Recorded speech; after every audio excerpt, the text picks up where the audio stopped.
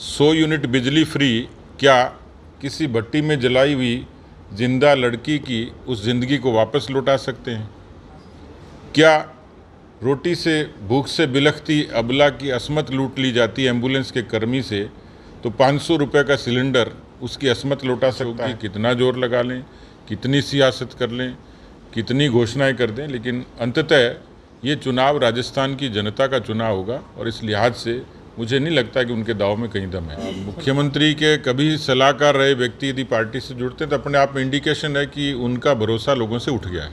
मैं पिछले कुछ अरसे से मुख्यमंत्री जी की गतिविधियों को, उनकी बॉडी लैंग्वेज और उनकी भाषा को देखता हूं कई बार। जैसे उनके कालखंड में इस बार बारिश खूब हुई है। सत्ता के आखिरी दिनों में ज़्यादा बारिश होने का संकेत पिछले कई अरसे से पब्लिक परसेप्शन की तरह है कि उसमें कांग्रेस की विदाई होती है और भाजपा का आगमन होता है।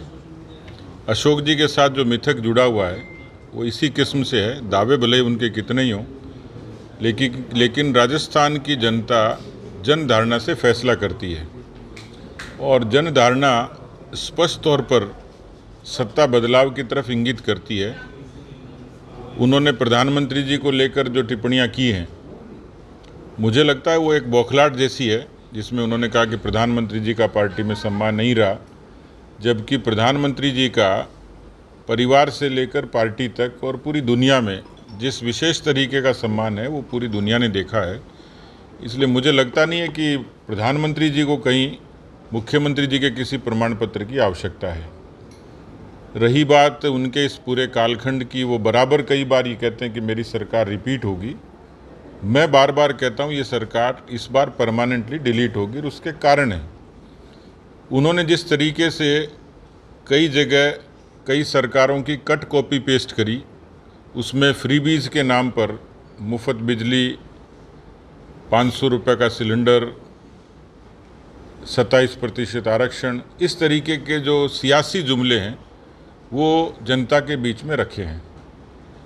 लेकिन राजस्थान की जनता स्वाभिमानी भी है, समझदार भी है और फैसला करना जानती है। और इसलिए इसका तो इतिहास गवाह है कि 90 के दशक के बाद जब जब बदलाव आया है, उन्हीं की सरकार ने जब इस तरीके के हथकंडे अपनाए तो उनको 21 सीटों पर सीमित होना पड़ा 156 सीटों से।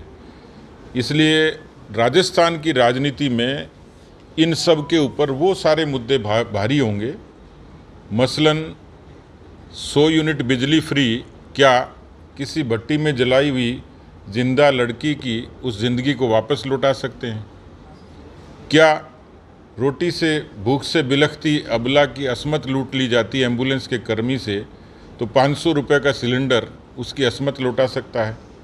क्या हनुमानगढ़ के कन्हैया लाल बेरोजगारी से तंग आकर, पेपर लीक से तंग आकर एक सुसाइड नोट लिखते हैं कि सॉरी पापा, आपके सपने पूरे नहीं कर पाया?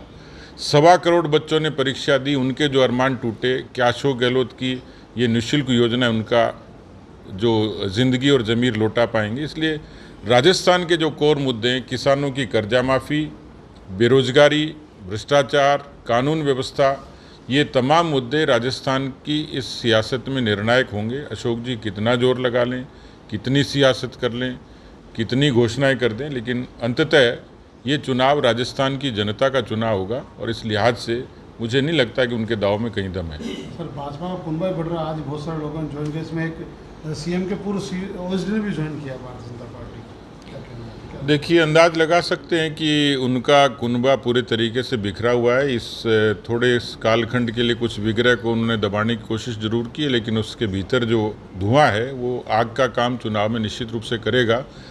भारतीय जनता पार्टी के साथ जो लोग जुड़ते हैं वो केवल सियासी काम के लिए नहीं जुड़ते, उसमें ब्यूरोक्रेट्स भी हैं, उसमें टेक्नोक्रेट्स भी हैं, उसमें प्रोफेशनल्स भी हैं। पार्टी के परिवार के साथ जुड़ने का एक लक्षण है सीधे सीधे कि भारतीय जनता पार्टी के विचारधारा से लोग बड़ी संख्या में जुड़ रहे हैं और वो हमारी ताकत बनेंगे। मुख्यमंत्री के कभी सलाहकार रहे व्यक्ति यदि पार्टी से जुड़ते हैं तो अपने आप में इंडिकेशन है कि उनका भरोसा लोगों से